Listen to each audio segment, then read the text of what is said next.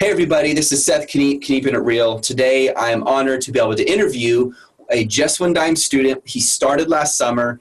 He did over $30,000 in under 2 weeks in December on his first full launch product. Nathan, welcome. Thanks for having me, Seth. Glad to be on the show.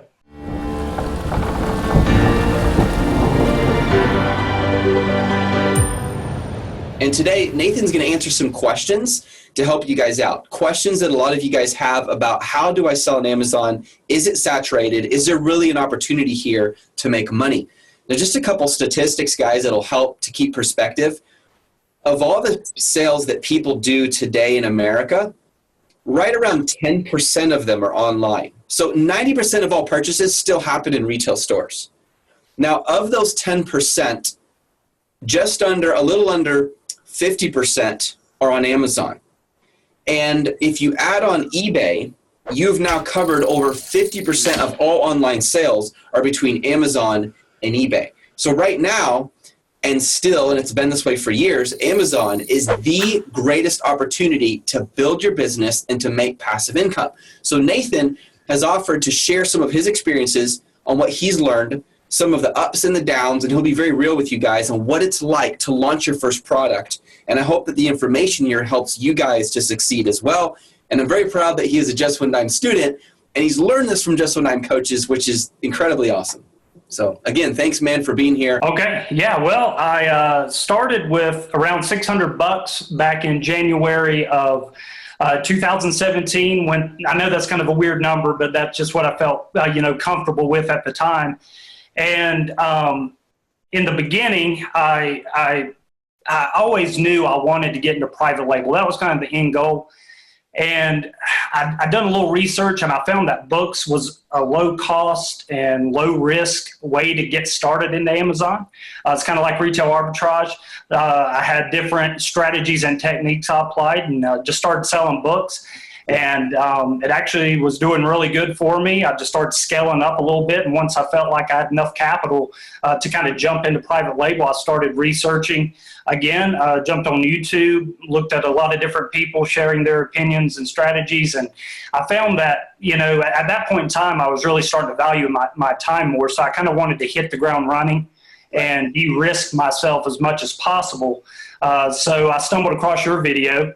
Or your videos, and I really liked the way you delivered the information. It just clicked to me, it made sense, and I saw that you were offering a program where you was going to go much more in depth on everything, and I said, man, this sounds like it's for me, and I jumped in, and I'm glad I did, because it's been an awesome journey so far. And Nathan, he started last summer.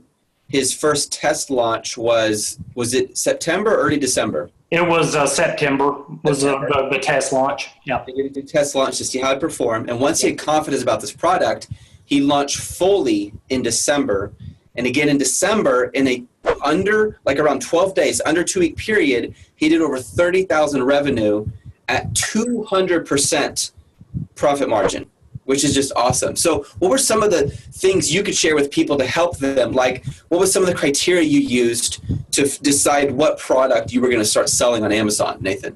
Okay, well, when I first got started, I was combing through all these different products.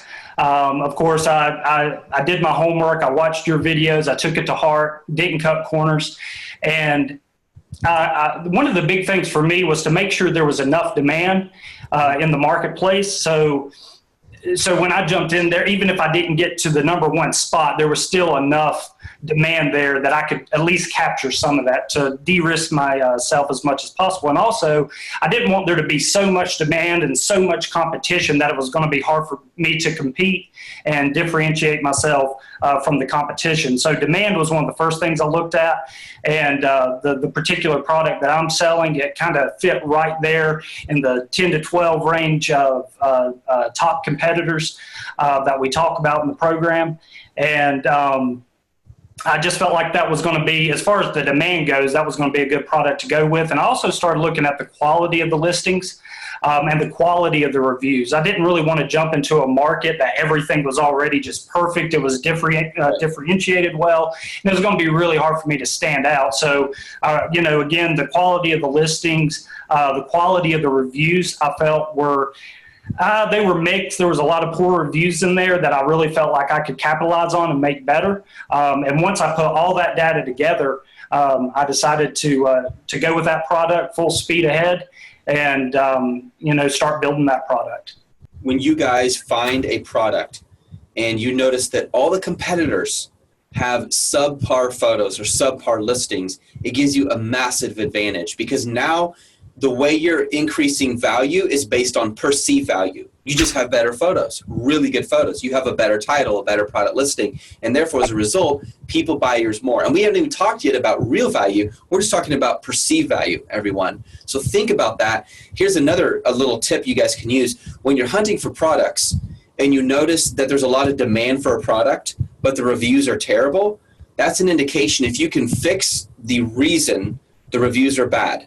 And some products are inherently difficult to please people with no matter what you do. They have issues built into them, and that could be an issue. But if that's not the case, and you are able to fix that problem, if those products are going to sell really, really well with bad reviews, can you imagine how well they will sell when yours has good reviews on it?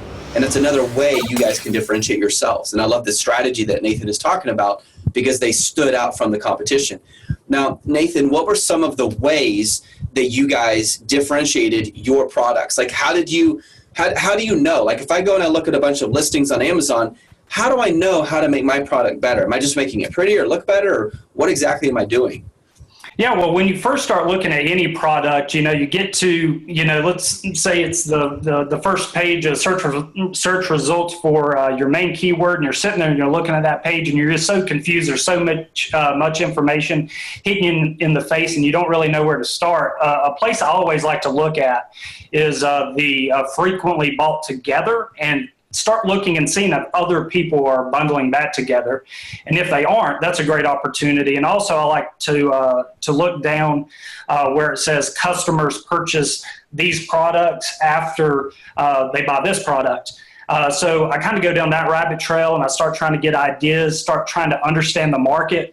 What is my buyer? Who is my buyer? And what are they looking for? So I really try to tap into that and understand who my buyer is. And one of the best places to look, just like we were talking about, was the reviews. So I made a spreadsheet, and I put at the top of it, I put positive reviews and negative reviews. And from there, I just started combing through my top competitors, and I went outside that just a little bit, but not too much, because I wanted to know what the top competitors were doing, the top 10 to 12 there for me. And just put all the things people liked about the product and what people disliked about the product. And then I just started tallying that up. Every time I saw that problem or positive, I would just tally it up. And before too long, you start seeing a pattern. And like you talk about all the time, the reviews, it's free. It's there for everyone to see. So, it's just a great place to start. Look at those reviews, really do your homework and understand your buyer. And then just think, try to think outside the box, be creative about it as well. And, once you start pulling all that together, you have a much better chance of succeeding when you go to launch your product. I like how you said tally it up. So you had a spreadsheet. You're counting up how many times a customer said, well, this product is too heavy, or it's too sharp, or it's too cold, or it's too, it fell apart or something, or this little hinge broke off. So you're tallying it up. So you're using data to make smart market decisions. And guys, this is really important. Being an entrepreneur is very emotional and very tactical and intellectual. It's both. But sometimes we can make an emotional decision that isn't actually going to, it's based on how we feel, but it's not based on data that's accurate. So by tallying it up, Nathan was able to find out which are the biggest needs. How often is someone saying, man, this product has this problem? Well, if he sees that 30 times, but another problem B, is only 10 times, obviously the one with 30 times has a greater priority. So I love how you did that. Right. Now, what were some of the problems, the challenges that you ran into? Because as you know, Nathan, building a business is hard.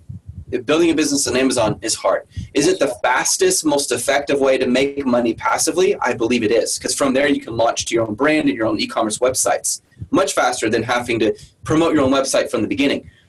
But there's still problems. What were some of the specific problems you ran into, and how did you overcome those? Well, one of the biggest things, when I first started out, and with any new seller, when you jump into it, you just really don't know what to expect. You hear of all these success stories, and you're like, can I actually do that? Yeah. So, a lot of it's doubt, and you're kind of, you can't really figure it out all in one day. And it really goes back to mindset. One of my biggest challenges that I had was really to get, what was to really change my mindset, the way I was thinking. In the beginning, all these little problems and all these frustrations and things were coming, just tackling me and hit me one by one. And I had to understand that that's just part of doing business. I'd never been in business before, so that was all new to me, all these problems and frustrations. And that's what it was. It was frustrating, and it was controlling me and controlling my business. Yeah. What I had to tell myself is I have to move past this. I got to get over this. I got to hold myself accountable. Yeah. And when, up to now, when a problem comes in, I just look at it now and just let it, you got to do that. You have to hold yourself accountable and stay optimistic. So that was one of the biggest things, was changing my mindset. And another kind of funny story I have, talking about that second order, my first real order in December. I didn't want to miss out in December. I knew it was going to be a great opportunity for me. My product actually sells really well in December.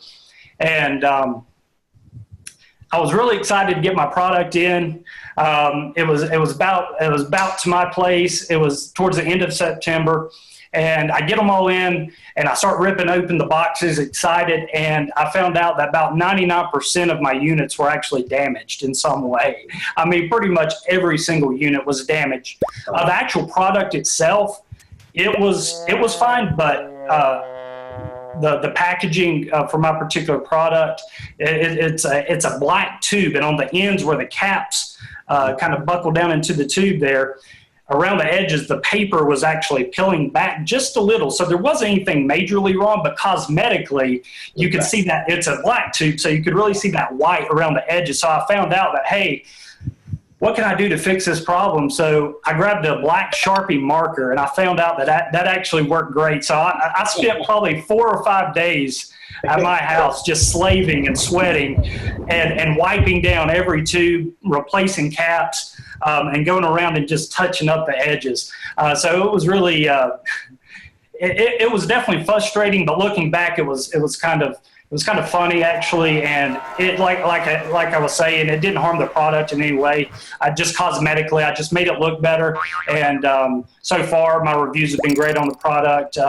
Nobody's had many complaints, so it evidently worked, and I sold through those units within about 12 days. So it all worked out for me there in December. Yeah, I love this example because I'm thinking 5-10 years from now, you could look back and remember Nathan with a Sharpie, marking every one of those tubes to turn it black. It was white. Right. We will do whatever it takes to succeed, even if it means we just sit there and do it ourselves and make it happen. Yeah. So that's awesome. Hopefully one day I can just hire other people to do that for me. And exactly. But you'll treasure these days. You'll remember these days and go, man, I remember those days, because that's where inside we're growing. We're running into a problem. I'm going to do it. I'm going to fix it. I'm not going to complain. I'm not going to whine. I'm going to find a way to make it work.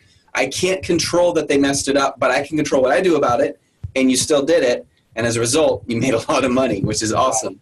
Yeah. I have a question. So how did you build the listing? What were some of the steps you went through to build that listing out when you first launched? One of the main things I wanted to concentrate on is bringing just wonderful photos to the marketplace. Most of the listings, I mean, they were okay photos, but honestly, as a buyer, there was a lot of those listings that I probably wouldn't have purchased from. So I just really wanted to make sure I capitalized on other people doing their photos really bad. So I really concentrated on bringing really good photos for my listing. And I actually jumped on Upwork. I found someone that was really good in Photoshop. And I was pretty much just sending her pictures from these royalty-free picture sites and just telling her to plug it in how I wanted to. And they actually come out really, really great. And she done a great job with it. And I can honestly do my photos even better.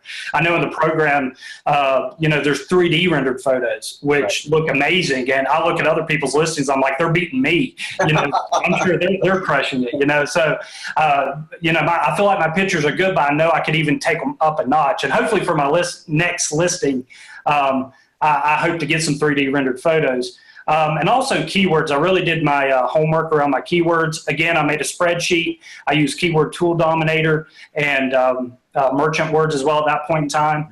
And I really didn't cut corners with that. I wanted to take every keyword I could possibly think of that someone might type into that search bar and make sure those keywords were in my listing without making it sound really, terrible. Luckily, my girlfriend, she's an English teacher, so she was able to help me write the copy. So that was nice to have, and really just speaking to the emotions, not just putting a text spec on there for everyone to read. Make sure you're speaking to the emotions of that buyer, like you teach in the course. And I think if you put all that together, the keywords, the photos, and really speak to the emotions of your buyer, I think you're going to make a really strong listing, and it worked for me. So, yeah, that's awesome. You guys, notice the two things that Nathan mentioned when I asked him, how did you build your listing? Two things. These are the most important things in your listing, your photos and your keywords. Like, those are the two most important, because people buy with their eyes. Photos matter.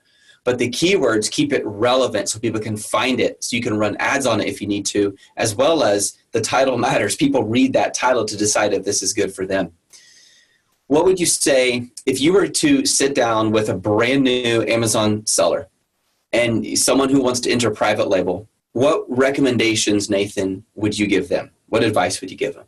Well, I would say the most important thing, and what I struggled with at the beginning of starting my business there was, of course, like we talked about, was mindset, but also being, just being really patient. This isn't going to happen overnight.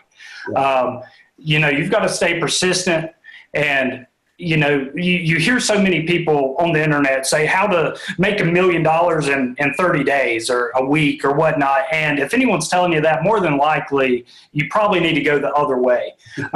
What I like about your program too is you're upfront about that kind of stuff. You're going to have to bust your butt. You're going to have to get up every morning. And you're really open about that. You don't muddy the waters there. And you say, hey, this is going to take time. You got to be patient. And for me, I was, when I first started, I just wanted to dig in there and go full speed and make $1 million in 2 months. But the reality is, you do got to be patient and persistent and just kind of go with the flow of things. And also, some other advice I'd like to give is just really differentiate yourself from everybody else in the market. If your competitor is selling this pen right here, don't go out and just source the same black pen and expect it to sell. They're already established. Make sure you do your homework and really provide more value than they're doing.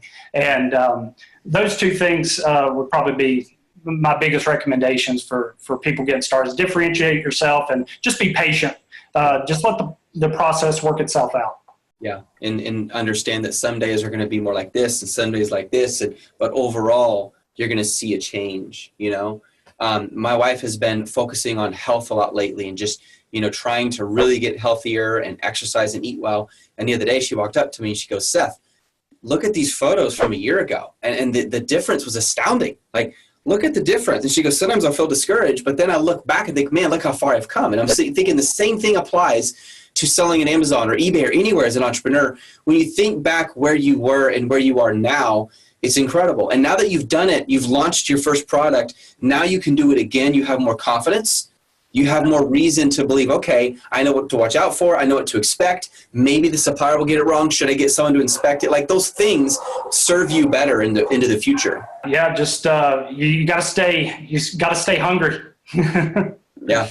Back when I was in high school, I worked out all the time. I played 3 different sports, and over the past several years, I've kind of slumped in that area. So actually the past several weeks now, I've been getting up and running for several miles. It really helps clear your mind. I'm trying to shed a couple pounds. I'm about to head out to California here in about a month to see my brother. He's out there for some work, and I'm trying to shed a couple pounds, one, and two, it really helps me to stay more focused in the business as well. I find when I take an hour to go take care of myself and come back to the business, I can operate a lot better.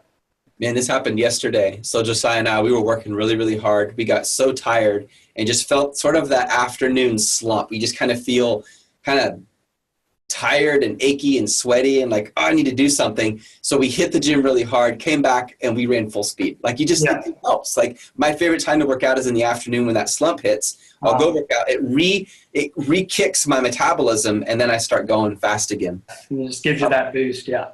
One more question. So you're a Just One Dime student. You started last summer. What would you say has been the most helpful thing that the Just One Dime program has helped you to succeed, Nathan? What would you say has helped you the most in order to start making money on Amazon? Well, I believe the bread and butter of Just One Dime, of course, without you and your videos and your great content, none of us would really be here. So first and foremost, I would say, of course, the videos. I mean, you just provide excellent content, just raw content, speak the truths of the business. It's just exceptional content. You're constantly updating that. It's not like one set of videos and then you're done. Right. You're constantly updating. If Amazon comes out with some new policy change, you're on top of it. You're there to fix the problem or help fix the problem. We all jump in there and try to tackle these problems. And the community, second to that, or just as important, there's so many great entrepreneurs in there fighting for the same thing, supporting each other. I mean, even without the videos, this course would be worth every penny for all the motivation and inspiration that you can sit there and see each and every day. So for me, it's just the community. I mean, the videos are superb, great content, really takes you step by step on how to succeed on Amazon. It's not like a little bit here and a little bit there. You really put it all together so great. And that's why I think there's so much success in your program. It's just a great course and a great community. Thank you, man. That is an honor, and that's encouraging as well. When we started making videos, we didn't even have a course. We didn't even have a plan to do a course. We started making videos to help people. And then over time, people started saying, hey, will you coach me? So I coached them for free. First, it was friends and family. That was other people thought, man, like, we really should take this and build it in a way that works. And why don't we start coaching people all over the world? And then it just grew from there.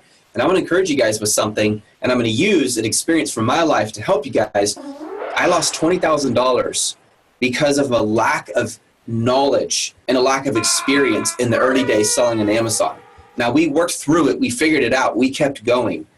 But we lost $20,000 because of a lack of knowledge. If I could go back and redo that and get someone to help me, and it doesn't even have to be Just One Dime. Find a coach you trust. Find any program. Get a program that knows what they're doing. People who are selling on Amazon, they understand what it feels like to watch your ACOS. Whoa, why did it go up today? What's going on? Wait a minute, that keyword is working? I had no idea. Like, they get that. They understand that. Find a team who can help you. And yes, Just One Dime can do that 100%, because in the end, the money you will save because you have that knowledge, because you didn't lose money, because you didn't lack the knowledge, you were de-risked. One of our focuses is to de-risk you as much as possible. But at the end of the day, what Nathan is talking about is so true. You still have to make that final decision for your business. You're going to run into problems. You got to take ownership for those and keep going. Guys, that is how you succeed. It's that mindset. Something I noticed about you, Nathan, is you're positive. You have a cheerful, happy outlook on just the way you speak and the way you talk. And I think that feeds your success, because I'm guessing you tend to see the glass half full, not half empty. And that helps you. Negative people, they just don't succeed. They don't. They struggle. They have to start seeing life different.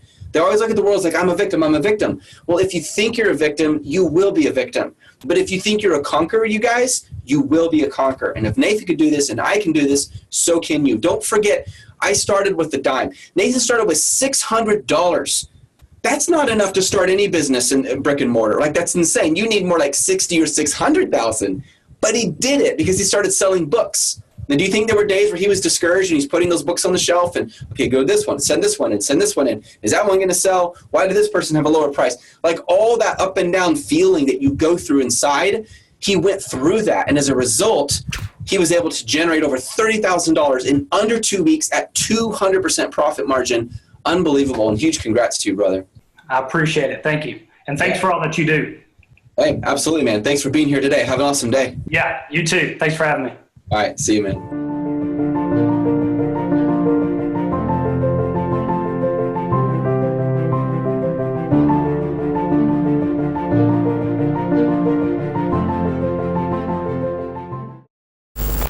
All right, man, let's roll. Okay. Everybody, this is Seth. Can you pin it? Here, I guess I should put this. I'll just keep this down here. I'm like carrying this trackpad.